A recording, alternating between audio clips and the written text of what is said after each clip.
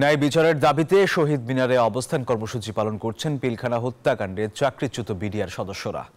এ সময় তারা তাদেরকে চাকরিতে পুনর্বহাল এবং জেলে বন্দী নিরপরাধ বিডিআর সদস্যদের মুক্তির দাবি জানান। 2009 সালে পিলখানা হত্যাকাণ্ডের সাথে তারা জড়িত না থাকলে তাদের বিরুদ্ধে মিথ্যা মামলা দিয়ে দিনের পর দিন জেলখানায় বন্দী রাখা হয়েছে। অভিযোগ করেন সে সময় যারা পিলখানা হত্যার সাথে জড়িত ছিল শেখ হাসিনা তাদেরকে পুরস্কৃত করেছে। চাকরিচ্যুত করা হয়েছে নিরপরাধ বিডিআর সদস্যদের। অন্তর্বর্তী সরকারের কাছে বিজিবির নাম পরিবর্তন করে পুনরায় বিডিআর করার দাবিও জানান তারা।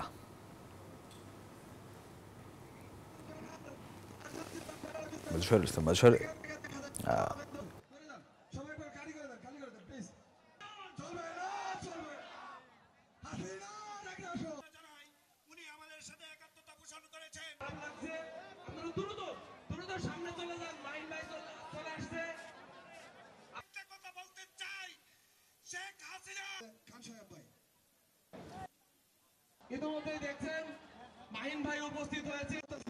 আপনারা সকলেই বাংলাদেশ থেকে যে আন্দোলনের মাধ্যমে পালিয়ে গেছে ছাত্র সমন্বয়কদের নিয়ে আমরা সেই একটা দুর্বার আন্দোলন গড়ে তুলব। আমাদের দাবি আদায় না হওয়া পর্যন্ত আমরা ঢাকার রাজপথ থেকে যাব না। দর্শক, ন্যায় বিচারের দাবিতে শহীদ মিনারে অবস্থান কর্মসূচি পালন করছেন পিলখানা হত্যাকাণ্ডে বিডিআর সদস্যরা। এই মুহূর্তে সেখানকার সবশেষ খবর জানাতে যুক্ত হচ্ছেন আমাদের সহকর্মী মাজহারুল ইসলাম। মাজহার, এখানকার সবশেষ কি পরিস্থিতি দেখছেন জানাবেন আমাদের, এবং তারা কি বলছেন?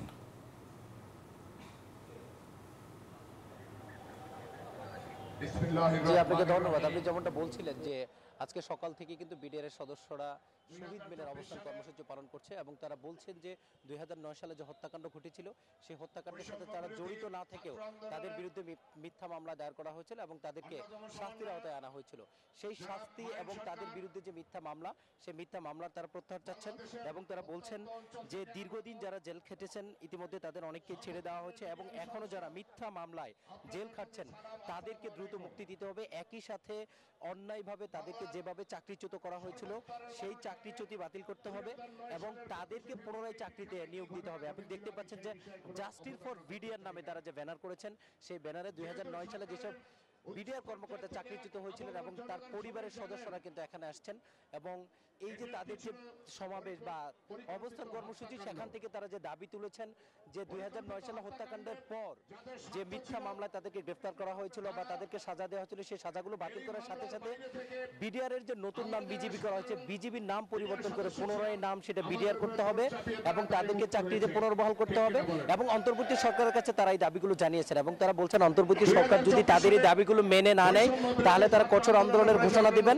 এবং তাদেরকে অবশ্যই চাকরিতে পুনর্বহাল করতে হবে। একই সাথে সে সময় শেখ হাসিনা সরকার যারা অন্যায় করেও শাস্তি পাননি বা মুক্তি পেয়েছেন তাদেরকে আইনের আওতায় আনার তারা দাবি জানিয়েছেন এবং তারা বলছেন সেই সময় অনেকে অপরাধ করেও মুক্তি পেয়েছেন তাদেরকে আইনের আওতায় আনতে হবে এবং এখনো যারা বিনা অপরাধে জেল খাটছেন তাদেরকে অতি সত্বর ছেড়ে দিতে হবে এবং আজকে যে দাবিটা তারা তুলেছেন এই চাকরিচ্যুতির কারণে বিডিআর যেসব পরিবারের সদস্য দীর্ঘদিন তারা হচ্ছে নানাভাবে না বিপর্যস্ত জীবনযাপন কাটিয়েছেন তাদেরকে আর্থিকভাবে সহযোগিতা করতে হবে, বিডিআর পরিবারের সদস্যদেরকে হচ্ছে নিরাপত্তা নিশ্চিত করতে হবে। অর্থাৎ অনেকগুলো দাবি কিন্তু তারা তুলে ধরেছেন এবং তারা বলছেন যে তাদের যে দাবি যে চাওয়া সেটি কিন্তু সরকারকে অবশ্যই মেনে নিতে হবে এবং তারা চাচ্ছেন যে সরকার সেই দাবি মেনে নিয়ে তাদেরকে আবার চাকরিতে পুনর্বহাল করুক এবং তারা সীমান্তে যেতে চান এবং দেশের জন্য কাজ করতে চান এবং এই দাবি যতক্ষণ না পর্যন্ত মানা হবে ততক্ষণ পর্যন্ত তারা এই আন্দোলন চালিয়ে যাবেন। এই ছিল শহীদ মিনার থেকে আমার কাছে সর্বশেষ তথ্য। ধন্যবাদ আপনাকে।